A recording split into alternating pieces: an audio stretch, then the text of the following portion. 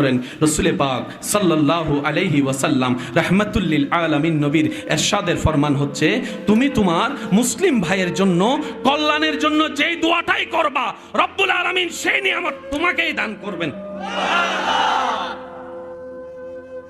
খাওয়াইলে ভাত চাউল কমে, খাইলে ভাত চাউল বলে না, খাইলে ভাত চাউল, দিলে টাকা, দিলে টাকা, দিলে টাকা ওমা বারে কইলেন যে কোন না কি দান করলে পারে। সুবহানাল্লাহ কোন। এই পেজগুলা যদি আমরা বুঝে ফেলি, কঠিন অঙ্ক সহজ।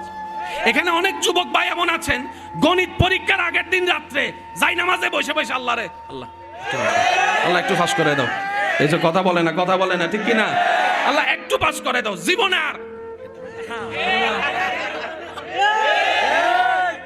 যুবক আছে না না, পরে আল্লাহ দয়া করে পাস করাই দিছে, কেহুনে কার কথা, পরের দিনই তো পাস হইয়া 3 প্যাকেট শেষ করে ফেলছে এমনও যুবক আছে না নাই।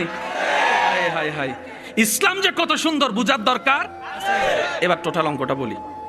এই প্যান্ডেলটা সাজাইয়েছেন কমিটি শ্রোতাদের জন্য, এই আসনগুলো রেখেছেন মেহমানদের জন্য, এটা রেখেছেন বক্তাদের জন্য। জন্য শব্দটা একটু খেয়াল করবেন, বক্তাদের জন্য, ঠিক আছে?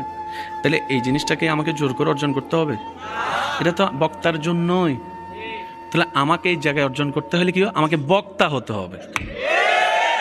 বক্তা হলে কিন্তু চেয়ার এটা, মেহমান অতিথি হলে চেয়ার এটা, শ্রোতা হলে বলেন না, শ্রোতা হলেই আপনার জন্য এই প্যান্ডেল। এবার বলেন জান্নাত বানাইছেন কে? বলেন না, জোরে বলেন না। জান্নাত বানাইছেন কে? আল্লাহ জান্নাত বানাইছেন গরুর জন্য, ছাগলের জন্য, হাঁসের জন্য, মুরগির জন্য, ফেরেশতার জন্য। কাদের জন্য? বলেন না, কাদের জন্য? অঙ্ক তো ক্লিয়ার হয়ে গেছে এখানে।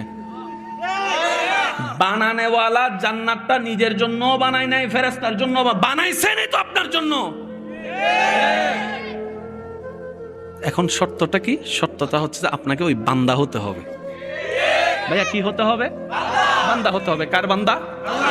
যে বান্দার সম্পর্কে রব্বুল আলামিন কোরআনে বলেছেন, ইন্নী জাইলুন ফিল আরদে খলিফা।